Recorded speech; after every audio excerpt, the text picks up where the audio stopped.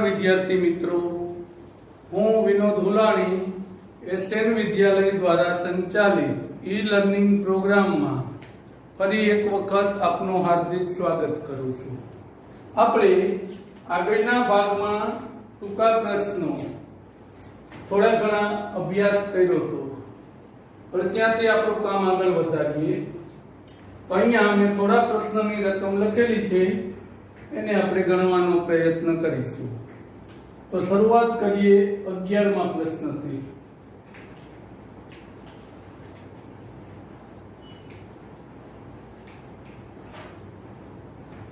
M के छे के जो 9 विद्यार्थीओना ग्रुपमां 3 विद्यार्थीओ नापास थाय छे, बाकीना विद्यार्थीओना गुणनो गुण 62, 91, 84, 48, 37, 75 होय तो તમામ વિદ્યાર્થીઓના ગુણનો મધ્યસ્થ શોધો।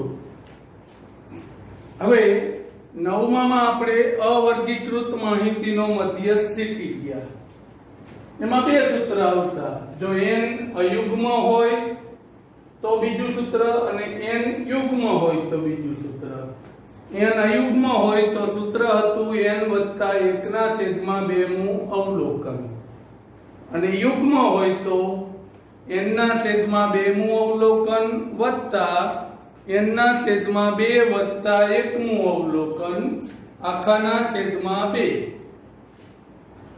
તો અહીંયા આપણે 9 વિદ્યાર્થીઓ છે એટલે n આપણા માટે અયુગ્મ થશે। તો પહેલું સૂત્ર આવશે આપણા માટે, પરંતુ બેમાંથી ગમે તે સૂત્ર વાપરવું હોય તો સૌથી પહેલા અવલોકનોને ચડતા ક્રમમાં ગોઠવવા પડે।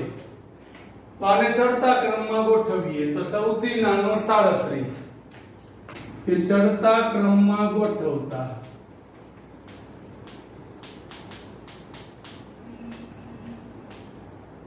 તો સૌથી પહેલા 37, ત્યાર પછી 48, ત્યાર પછી 62, પછી 75, પછી 84 અને છેલ્લે 91। હવે જો અહીંયા ઘણા આટલાને ગોઠવી 6 સંખ્યા લઈને એનું સૂત્ર મૂકી દે, પરંતુ આ દાખલામાં આપણે થોડું જાતે વિચારવાનું છે। અહીંયા આપણી પાસે 9 અવલોકન છે, હકીકતમાં 6 નથી, પણ 3 વિદ્યાર્થીઓના માર્ક દર્શાવેલા નથી, પણ આપણને ખબર પડી જાય એ 3 ના માર્ક શું આવી શકે। તો ત્રણેય વિદ્યાર્થી નાપાસ થયા છે, તો નાપાસ થયા હોય તો એના માર્ક 33 કરતા ઓછા જ હોય, એટલે કઈ ને કઈ વિદ્યાર્થી આ રીતે આગળ આવશે। પછી સંખ્યા ગમે તે હોય, 15 હોય, 17 હોય, 25 હોય, 28 હોય કે કંઈ પણ, એટલે આગળના 3 અવલોકનની સંખ્યા દર્શાવેલી નથી, પણ આગળ છે એવું સમજી જવાનું। હવે n બરાબર 9 અયુગ્મ હોવાથી n બરાબર 9 કેવા છે? અયુગ્મ। તો એના માટે આપણું સૂત્ર n + 1/2 મું અવલોકન અથવા પ્રાપ્તાંક જે લખો તે। ચલો n ની જગ્યાએ 9 મૂકી દો, તો 9 + 1/2 મું અવલોકન। 9 ને 1 10, 10 ભાગ્યા 2 એટલે 5, 5 મું અવલોકન। આમાંથી 5મું અવલોકન ગણશું, 1 2 3 4 અને 5, તો આ આપણો જવાબ થશે। આ આપણો શું થશે? જવાબ। 5મું અવલોકન 48 થશે। આમ આપણા માટે માહિતીનો મધ્યસ્થ 48 થશે।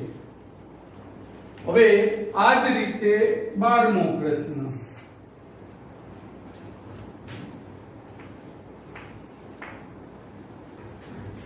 શું આપેલું છે 12મા પ્રશ્નમાં?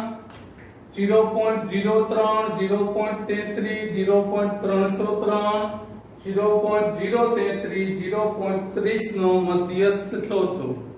અહીંયા પણ મધ્યસ્થ શોધવાનો છે, તો સૌથી પહેલા અવલોકનને ચડતા ક્રમમાં ગોઠવીશું।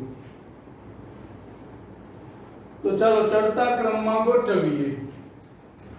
જ્યારે દશાંશ સંખ્યા હોય ત્યારે ચડતા ક્રમમાં ગોઠવવામાં થોડું ધ્યાન રાખવાનું. તો આમાં સૌથી નાની સંખ્યા કઈ થશે એ કેવી રીતે નક્કી કરવું? તો સૌથી સરળ, વધુમાં વધુ પોઈન્ટ પછી 3 અંક છે તો બધાને 3 અંકમાં ફેરવી દો. જ્યાં ઘટે અહીંયા 0 મૂકી દો. અહીંયા 2 જ અંક હતા તો આમ 0 મૂકી દેવાનો. અહીંયા 2 હતા તો અહીંયા 0 મૂકી દો. અહીંયા 2 હતા તો 0. હવે આપણને ખબર પડી જશે કે સૌથી નાની કોણ, એનાથી મોટી કોણ, એનાથી મોટી કોણ. તો સૌથી નાનું કોણ થશે? 0.03. આપણો મૂકેલો વધારાનો 0 નહીં લખો તો ચાલશે. એટલે 0.03 આ સૌથી નાની થશે. ત્યાર પછી 0.033 આવશે. 0.033. એના પછી આવશે 0.30 એટલે 300 ટૂંકમાં. વધારાનો 0 નથી લખતા, રકમમાં હતું એટલે. ત્યાર પછી આવશે 0.303. 0.303 અને છેલ્લે આવશે 0.33 અથવા 330. વધારાનો 0 નથી લખતા. હવે ચડતા ક્રમમાં ગોઠવી દીધા. હવે આપણું સૂત્ર મૂકી દઈએ કે n બરાબર 5. n બરાબર 5 અયુગ્મ હોવાથી n બરાબર 5 અયુગ્મ હોવાથી તો અયુગ્મનું સૂત્ર મૂકીએ. શું આવશે? m બરાબર n + 1/2 મું અવલોકન. આમ જુઓ તો સીધું ખબર પડી જાય, મધ્યસ્થ એટલે વચ્ચે. બે બાજુથી વચ્ચે કોણ આવે છે? 0.30. તો એ જવાબ. પણ દાખલા તરીકે પૂછેલું હોય તો ગણવું પડે, ટૂંકા પ્રશ્નમાં ન ગણો તો ચાલે. હવે n ની જગ્યાએ 5 મૂકીએ તો 5 + 1/2 મું અવલોકન. 5 ને 1 6 ભાગ્યા 2 એટલે 3. 3 મું અવલોકન. તો ત્રીજું અવલોકન જોવાનું. તો રકમમાંથી ત્રીજું અવલોકન 0.30 થશે. આ આપણો જવાબ. હવે આ જ રીતે આગળ પ્રથમ 15 અવિભાજ્ય સંખ્યાઓનો મધ્યક ખાલી જગ્યા થાય. પ્રથમ 15 અવિભાજ્ય સંખ્યાઓનો મધ્યક. તો સૌથી પહેલા તો આપણને 15 અવિભાજ્ય સંખ્યાઓ ખબર હોવી જોઈએ. પહેલી 15 આવતી હોય. પછી એનો મધ્યક કીધો છે એટલે મધ્યકનું સૂત્ર આવડે છે. અવલોકનનો સરવાળો છેદમાં અવલોકનની સંખ્યા. તો x બાર બરાબર સૂત્ર આવું થશે: સિગ્મા xi છેદમાં n. n આવશે 15. સિગ્મા xi એટલે અવલોકનનો સરવાળો. પણ અવલોકન આપણી જાતે નક્કી કરવાના છે કે પહેલી 15 અવિભાજ્ય સંખ્યાઓ કઈ કઈ આવે. ચલો સૌથી પહેલી અવિભાજ્ય 2 આવશે. મોટા ભાગના 1 ને અવિભાજ્ય ગણી લેશે, પણ એક અવિભાજ્ય પણ નથી કે વિભાજ્ય પણ નથી. તો પહેલી અવિભાજ્ય 2, બીજી અવિભાજ્ય આવશે 3, ત્રીજી આવશે 5, ચોથી આવશે 7, પાંચમી આવશે 11, છઠ્ઠી આવશે 13, સાતમી 17, આઠમી 19, નવમી 23, દસમી 29, 11મી 31, 12મી 37, 13મી 41, 14મી 43 અને 15મી આવશે 47. આ 15 એ 15 નો સરવાળો ભાગ્યા કુલ સંખ્યા 15 અવલોકનની. હવે બધાનો સરવાળો કરી 15 વડે શું કરવાનો? ભાગાકાર. એક જ વસ્તુ છે આમાં, દાખલો આવડે પણ 15 અવિભાજ્ય સંખ્યા નક્કી કરતા આવડવી જોઈએ. તો 15 અવિભાજ્ય સંખ્યા કઈ આવે? એકાશ. તો 1 થી 50 સુધીમાં 15 આવે છે અને 1 થી 100 સુધીમાં કે તો 25 આવે. આગળ હજુ બીજી 10 આવે 100 સુધીમાં. આમ 2 + 3 + 5 + 7 + 11 + 13 + 17 + 19 + 23 + 29 + 31 + 37 + 41 + 43 + 47. આ બધાનો આપણે સરવાળો કરીશું. તો 2 ને 3 5 ને 5 10 ને 7 17, 17 ને 1 18 19 20 21 ને 7 28 28 ને 9 37 37 ને 3 40 40 ને 9 49 ને 1 50 50 ને 7 57 57 ને 1 58 58 ને 3 61 61 ને 7 68 નો આટલો વધી આવશે 6 6 ને 1 7 ને 1 8 ને 1 9 10 11 12 13 14 15 16 17 18 19 20 ને 4 24 24 4 28 28 ને 4 32. બે વખત એવું લાગે તો સરવાળો ચેક કરવાનો, ભૂલ ન થાય. આમ પહેલી 15 અવિભાજ્ય સંખ્યાનો સરવાળો 328 મળ્યો.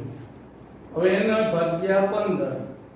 છેદ ઉડતા હોય તો ઉડાડવાના, નહીતર ભાગાકાર કરી દઈશું. તો 328 નો 15 વડે ભાગાકાર. 15 દુ 30. 8 ઉતારીએ.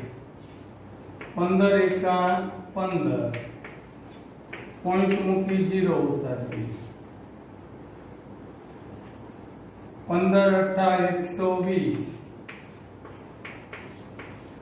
15 6 90. 0 ઉતારશો એટલે 15 6 90. આમ નામ ચાલુ રહેશે. આમ ત્રીજો અંક 6 તો 5 અથવા 5 થી મોટો છે, એટલા માટે આગળનામાં એક વધારી દઈશું એટલે 21.86 ની જગ્યાએ કેટલા કરી દઈશું? 87. આ આપણો જવાબ. આ 15 અવિભાજ્ય સંખ્યાનો મધ્યક થશે. હવે 14મો પ્રશ્ન. જો 14 15 16 એ ત્રણેય z વાળા સૂત્ર આધારિત છે, ખાલી ચલ વચ્ચેનો સંબંધ અલગ સ્વરૂપમાં રૂપાંતર કરેલું છે, ખાલી જગ્યામાં કઈ સંખ્યા આવે એ નક્કી કરવાનું છે. આવું પરીક્ષામાં પૂછાઈ ગયું છે ઘણી વખત. જૂનામાં પૂછાઈ ગયું તો આ વર્ષમાં પણ પૂછાઈ ગયું, એટલે એને કેવી રીતે મેળવવું.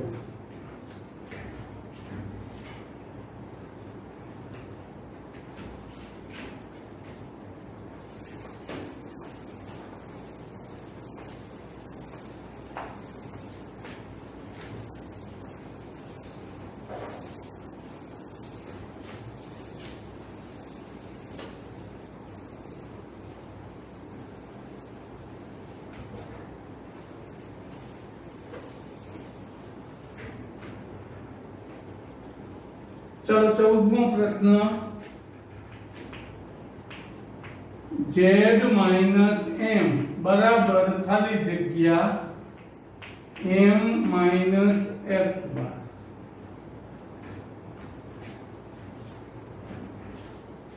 खाली जग्याમાં કઈ સંખ્યા આવશે એ નક્કી કરવાની છે. હવે ત્રણ પ્રશ્ન અત્યારે મેં લખેલા છે, તો આપણે ત્રણેયમાં મેળવવા માટે આ પ્રકારે રજૂઆત કરવા. આપણું મુખ્ય તેની વચ્ચેનો સંબંધ દર્શાવતું સૂત્ર. હવે આપણી પાસે સૂત્ર આવું છે કે z બરાબર 3m માઇનસ 2x બાર. હવે આનું રૂપાંતર આપણે આના જેવા સ્વરૂપમાં થાય એવું કરવાનું થશે. તો વિચારીએ કે સૌથી પહેલા તો અહીંયા z માઇનસ m હતું, તો અહીંયા મારે z માઇનસ m કરવો હોય તો z માંથી m શું કરવો પડે? બાદ. તો આપણે આ z માઇનસ m પણ ડાબી બાજુ માઇનસ m કર્યો તો જમણી બાજુ પણ માઇનસ m કરવાનું. ટૂંકમાં જે ક્રિયા એક બાજુએ તમે વધારાની કરો એ બીજી બાજુ કરવી પડે. તો આ બાજુ પણ m માઇનસ કરીએ તો 3m minus 2x bar minus m. ટૂંકમાં કૌંસમાં લખવું તો એવું લખી શકાય બંને બાજુ m બાદ કરતા. બંને બાજુ m બાદ કરતા. હવે આ બાજુ આના જેવું બની ગયું z માઇનસ m. હવે એ બાજુ કંઈ કરવાની જરૂર નથી. હવે આ બાજુનું સાદુરૂપ આગળ વધારીએ અને આના જેવું સ્વરૂપ થાય એવો પ્રયત્ન કરીએ. તો 3m માઇનસ m બાદબાકી થઈ જશે. 3m માંથી m જાય તો 2m 2x બાર. હવે આના જેવું લાવવું છે m માઇનસ x બાર. તો આ બે માંથી બે સામાન્ય નીકળે છે તો બે સામાન્ય કાઢી લઈએ. તો બંને માંથી બે સામાન્ય કાઢીએ તો m માઇનસ x બાર. હવે આના જેવું સ્વરૂપ થઈ ગયું. તો આપણી ખાલી જગ્યા છે એનો જવાબ કેટલો થઈ જશે? 2. આ આપણો જવાબ. આમ આપણો જવાબ થશે 2.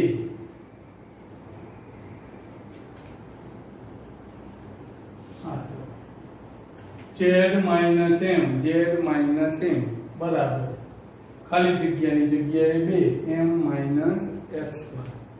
તો આપણો જવાબ થશે 2. આવો નવો હજુ બીજો પ્રશ્ન 15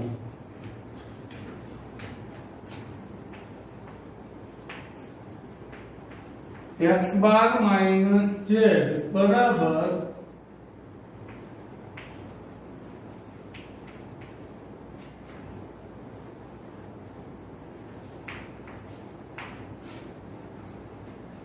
x બાર માઇનસ m.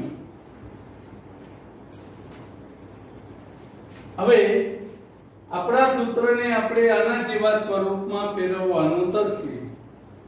તો આપણું સૂત્ર હતું આવું કે z બરાબર 3m માઇનસ 2x બાર. z બરાબર 3m માઇનસ 2x બાર. હવે એક તો x બાર માઇનસ m લાવવાનો હતો. અહીંયા કણે m પ્લસ અને x બાર માઇનસ છે. બીજું કે અહીંયા z એ માઇનસ હતો અને આમાં આપણને સૂત્રમાં z પ્લસ છે. તો ઉપર જેવું સ્વરૂપ બનાવવું હોય તો પહેલા તો બંને બાજુ માઇનસ વડે ગુણી નાખીએ તો એ ચાલશે. બંને બાજુ માઇનસ 1 વડે ગુણી નાખીએ તો બે બાજુ માઇનસ 1 વડે ગુણો એટલે આ પ્લસ હતો એ માઇનસ થઈ જાય. આ પ્લસ હતો એ કેવો થઈ જાય? માઇનસ. આ માઇનસ હતો એ કેવો થઈ જાય? પ્લસ થઈ જશે. તો માઇનસ z બરાબર માઇનસ 3m વત્તા 2x બાર. ટૂંકમાં માઇનસ 1 વડે ગુણ્યા અથવા સીધી રીતે કહીએ તો આ બેને આમ લઈ જાઓ અને આ બાજુએ લાવો એટલે પ્લસ હતો એ માઇનસ થઈ જાય, માઇનસ હતો એ પ્લસ થઈ જશે. હવે આ બાજુ x બાર આગળ લાવવાનો હતો તો બંને બાજુ x બાર ઉમેરતા. બંને બાજુ શું કરવાનો? x બાર ઉમેરતા. કૌંસમાં લખવું હોય તો લખવાનું બંને બાજુ x બાર ઉમેરતા. આ બાજુ ઉમેરો તો આ બાજુ ઉમેરવાનું.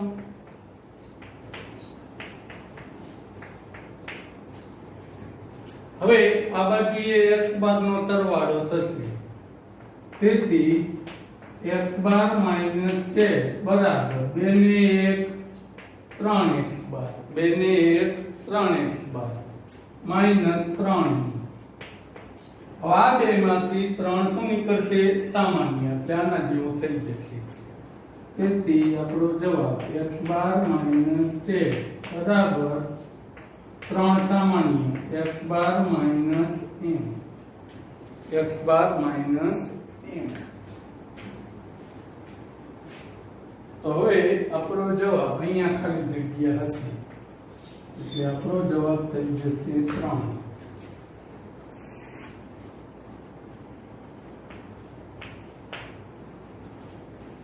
चलो 16मो અને એના જેવો આ ત્રીજો દાખલો m બરાબર z વત્તા ખાલી જગ્યા કૌંસમાં x બાર માઈનસ z આવું કંઈક આપેલું છે કે m બરાબર z વત્તા ખાલી જગ્યા x બાર માઈનસ z। જો અત્યાર સુધી આપણે બંને બાજુ ઉમેરવામાં એવું બે બાજુએ કામ કરતા હતા, ઘણી વખત એક બાજુએ જરૂર હોય તો ખાલી એક બાજુએ પણ મૂકીશું। ચલો અને હવે કેવી રીતે ગણવું, આ બંને કરતા થોડો અઘરો લાગશે। સૂત્ર હતું z બરાબર 3m - 2x બાર, 3m - 2x બાર m ને કરતા બનાવવાનો છે તો m સિવાયનું એક બાજુએ રાખીએ, m વાળું બીજી બાજુએ રાખીએ। તો આ માઈનસ હતા એને આ બાજુએ લઈ જાવ તો કેવા થઈ જશે, પ્લસ થઈ જશે।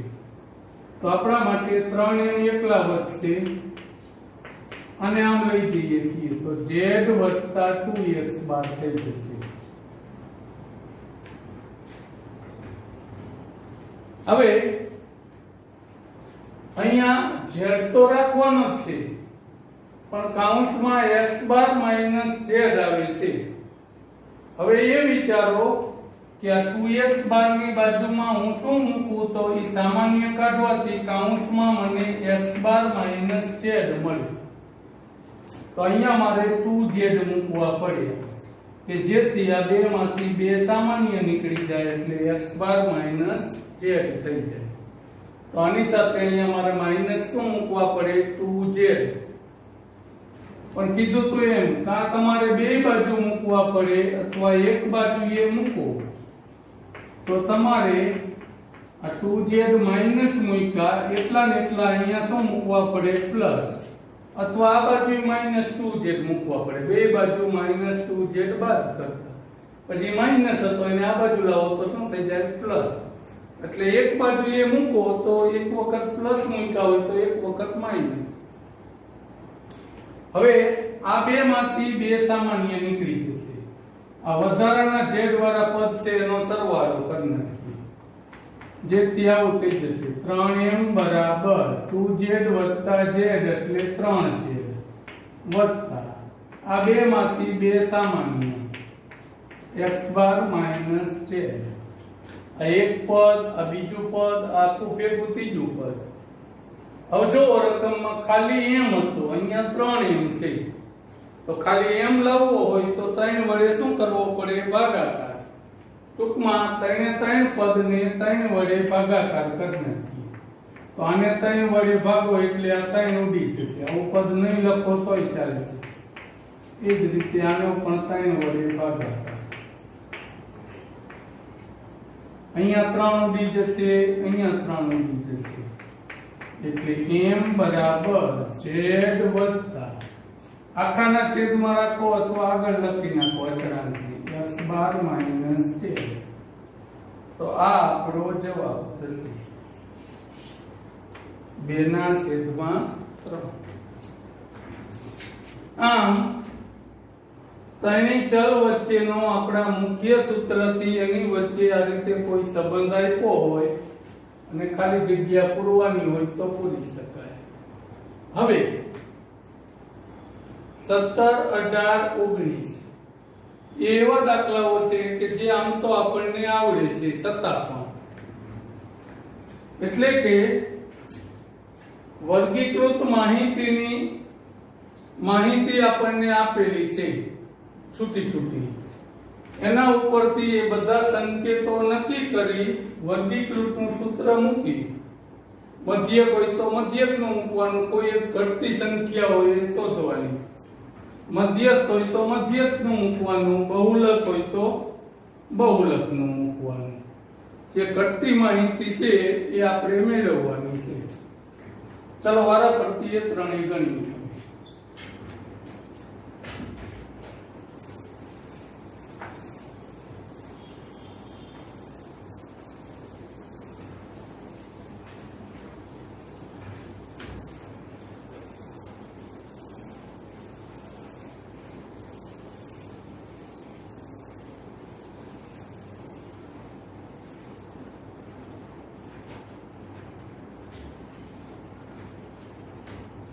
સૌથી પહેલા 17મો દાખલો જે આપ્યું છે એ બધું લખતા જઈએ. એક વર્ગીકૃત માહિતી માટે x બાર બરાબર 60.55 sigma fi ui minus 13 sigma fi અથવા n લખ્યો હોય તો સિગ્મા fi મધ્ય કોઈ ત્યારે સમજવાનું. આપ્યો છે 100. વર્ગ લંબાઈ h બરાબર આપેલા છે 15. વર્ગ લંબાઈ h બરાબર 15. આનો ઉપયોગ કરી આપણે a શોધવાનો છે. ધારેલો મધ્ય એ શોધવાનો. તો આપણી પાસે સૂત્ર હતું x બાર બરાબર વર્ગીકૃત માહિતી અને ui આપેલો છે એટલે વિચલનની રીતનું સૂત્ર થશે a plus sigma fi ui છેદમાં સિગ્મા fi ગુણ્યા h. કિંમત મૂકી દઈએ. આની જગ્યાએ 60.55 એમ ના fi ui ની જગ્યાએ માઈનસ 13 સિગ્મા fi ની જગ્યાએ 100 h ની જગ્યાએ 15. હવે અહીંયા 5 વડે છેદ ઉડે છે તો ઉડાડી શકો, પણ એના કરતા આ બેનો ગુણાકાર કરીને 2 પોઈન્ટ મૂકી દેવાય. એ સહેલું પડે. તો 60.55 બરાબર a પ્લસ માઈનસ માઈનસ થઈ જશે. તો 13 ગુણ્યા 15 કરવાના, 2 પોઈન્ટ મૂકી દેવાના. ચાલો 15 ગુણ્યા 13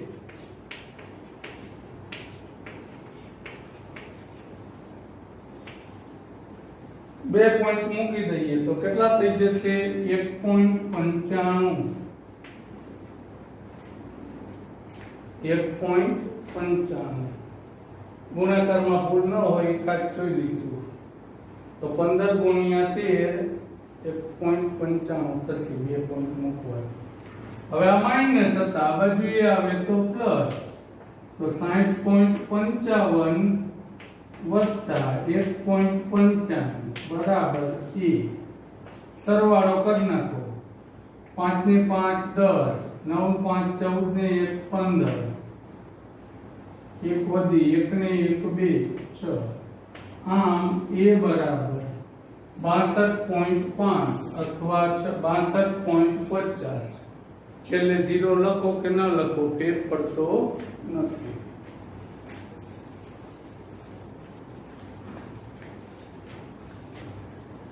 ચલો એના પછી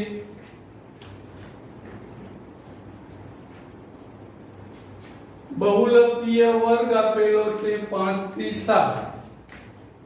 માહિતી માટે બહુલકીય વર્ગ. તો બહુલકીય વર્ગ 5 થી 7 એટલે આપણા માટે l થશે 5 બહુલકીય વર્ગના આધારે. f0 આપેલો છે 2, f2 પણ 2 આપેલા છે, f1 8 આપેલો છે, f2 માં 2 આપેલા છે, f1 માં આપેલા છે 8. એક વસ્તુ હજુ ઘટે, વર્ગ લંબાઈ. તો આ બેની બાદબાકી જેટલી 2 આવશે.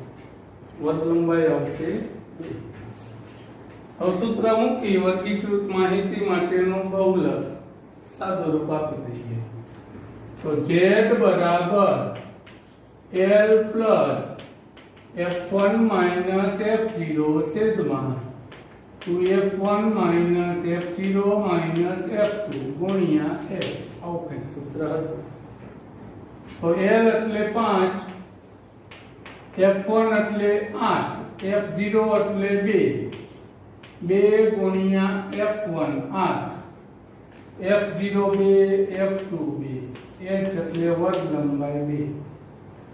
સાદુ રૂપમાં એવું કંઈક કીધું હતું કે સૌથી પહેલા ઉપર બાદબાકી કરી નાખવાની, નીચે આ બેનો ગુણાકાર 8 દુ 16 અને 2 માઈનસ નો સરવાળો. હવે આ બંનેની શું કરશો? બાદબાકી. તો 5 વત્તા 16 માંથી 4 જાય તો 12, હવે આટલામાં છેદ ઉડતા હોય તો ઉડાડ દઈએ. તો 6 વડે 1, 6 વડે 2, 2 સાથે 2. તો જો ઘણા 0 મૂકી દેશે બધું ઉડી જાય તો. અને ગુણાકાર ભાગાકારમાં છેદ ઉડાડો એટલે 1 વધે. 5 વત્તા 1 એટલે 6 થશે. આ આપણો દાખલો. હવે આ જ રીતે આપણા માટે 19મો પ્રશ્ન એ મધ્યસ્થ માટેનો છે. એમાં પણ બધી માહિતી આપણને આપેલી છે.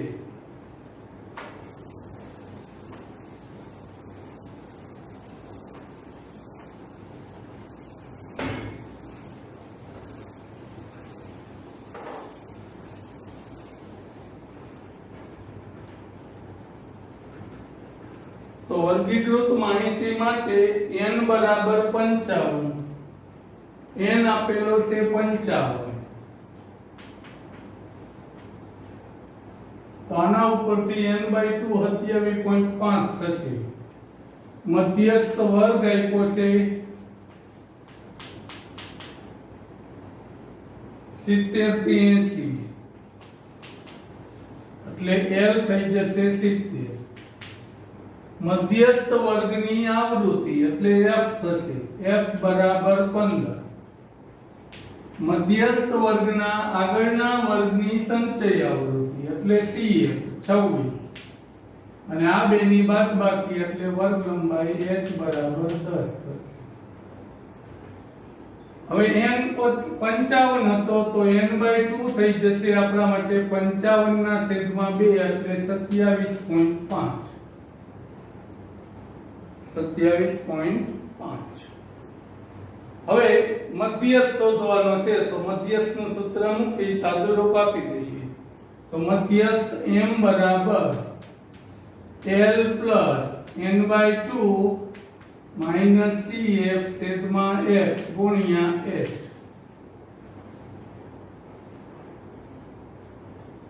તો L એટલે 70, 27.5 માઇનસ 26, f એટલે 15, h એટલે વર્ગ લંબાઈ 10.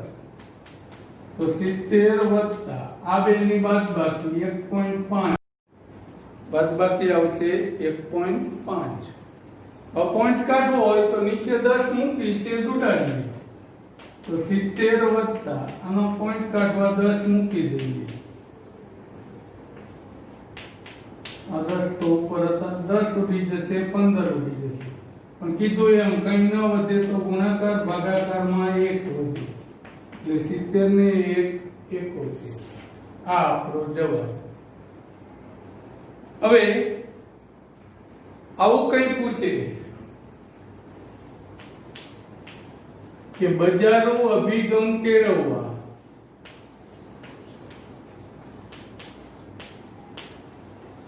ખાલી જગ્યા ઉપયોગી છે. તો આનો જવાબ આવશે બહુલક. આનો જવાબ આવશે બહુલક. બજારો અભિગમ એટલે શું કે આપણે કોઈ પણ વસ્તુ લેવી હોય તો આપણે આપણા નજીકમાં બધાને પૂછતા હોઈએ કે મારે ટીવી ખરીદવું છે તો કઈ કંપનીનું ખરીદવું. કારણ કે જે વધારે લોકો વાપરતા હોય એ વસ્તુને આપણે સારી ગણીએ છીએ.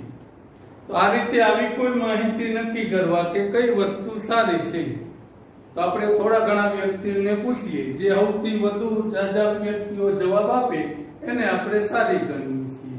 તો આ એક પ્રકારે બજારો અભિગમ થયો. એ મેળવવા માટે પણ ઉપયોગી છે બહુલક. આ જ રીતે એમ કે પ્રાપ્તાંકોમાંથી લીધેલા વિચલનનો સરવાળો હંમેશા ખાલી જગ્યા હોય. સરવાળો હંમેશા ખાલી જગ્યા હોય છે.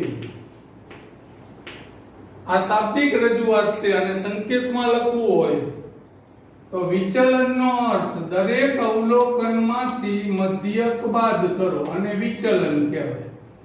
દરેક અવલોકનમાંથી મધ્યક શું કરવાનો? બાદ, અને કહેવાય વિચલન. એનો સરવાળો એટલે સિગ્મા.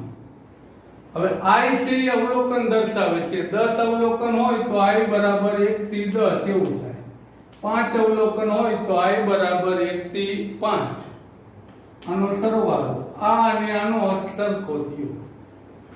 તો આનો જવાબ આવશે 0. હંમેશા શૂન્ય હોય. હંમેશા શું હોય છે? શૂન્ય. એક ઉદાહરણ આપીએ નાનું એવું. દાખલા તરીકે આપણે કોઈ 5 સંખ્યા અત્યારે પસંદ કરી લઉં છું કે 6, 7, 8, 9 અને 10. આનો મધ્યક શોધવો હોય, વિચલનનો સરવાળો. તો આ બધાનો મધ્યક એટલે સરવાળો ભાગ્યા 5 થશે. તો આ બધાનો સરવાળો કરશો એટલે 40 થશે. 40 ભાગ્યા 5 એટલે 8. આનો મધ્યક આપણને કેટલો મળશે? 8. હવે દરેક અવલોકનનું વિચલન શોધીએ, પછી સરવાળો કરીએ. તો પહેલા અવલોકન માટે xi 6 -8, 6 - 8 એટલે -2. બીજું અવલોકન 7 -8 એટલે -1. ત્રીજું 8 -8 એટલે 0. ચોથું 9 -8 એટલે 1. પાંચમું 10 -10 એટલે 2. એટલે 10 - 8 એટલે 2. હવે આ બધા વિચલનનો સરવાળો કરો. તો પ્લસ નો સરવાળો 3 થાય છે, માઈનસ નો સરવાળો 3. 3 માંથી 3 જાય તો 0. આમ કોઈ પણ પ્રાપ્તાંકોના લીધેલા વિચલનનો સરવાળો હંમેશા 0 થાય. આવું કઈ ઉદાહરણ ગણવાની જરૂર નથી, યાદ રાખવાનું. પણ આના જેવી જ વસ્તુ આમ પૂછવું હોય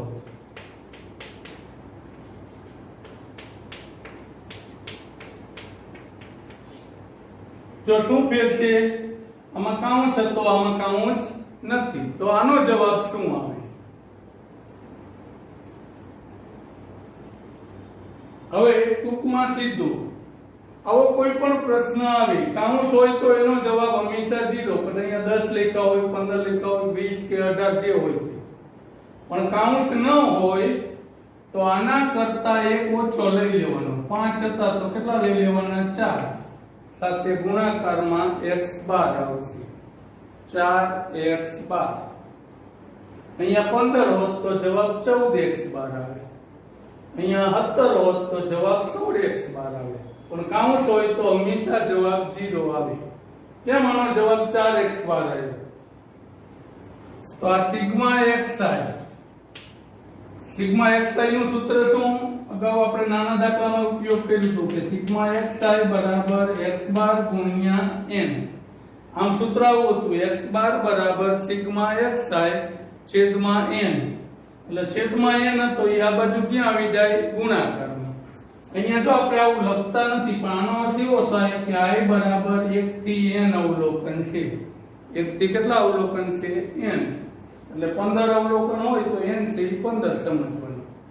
હવે આપણા માટે અહીંયા 5 અવલોકન હતા, 5. તો n પણ કેટલો થઈ જાય? 5. તો સિગ્મા xi ની કિંમત કેટલી થઈ જાય? અહીંયા 5 મૂકી દો એટલે 5x12. તો આની કિંમત થઈ જાય 5x12 -x12. તો 5x12 માંથી x12 બાદ કરો એટલે આની બાજુમાં 5 છે, આની બાજુમાં કઈ નથી તો 1. સહગુણકની બાદબાકી. 5 માંથી 1 જાય તો 4x12. 5 માંથી 1 જાય તો 4x12. હવે અહીંયા 10 હોત તો અહીંયા n 10 થાત એટલે 10x12 આની કિંમત થઈ જાય. એમાંથી x12 બાદ કરો એટલે 9x12. એટલે ટૂંકમાં એવું કીધું જેટલા હોય એના કરતા એક ઓછો x12 આવે. અને કાઉન્સ આપ્યો હોય તો એ વિચલન થશે ને એનો જવાબ હંમેશા 0 આવે. આ રીતે અહીંયા આપણે આ સ્વાધ્યાયનું કામ પૂરું કરીએ. હવે આવતા ભાગમાં નવા સ્વાધ્યાયની શરૂઆત કરીશું. આભાર.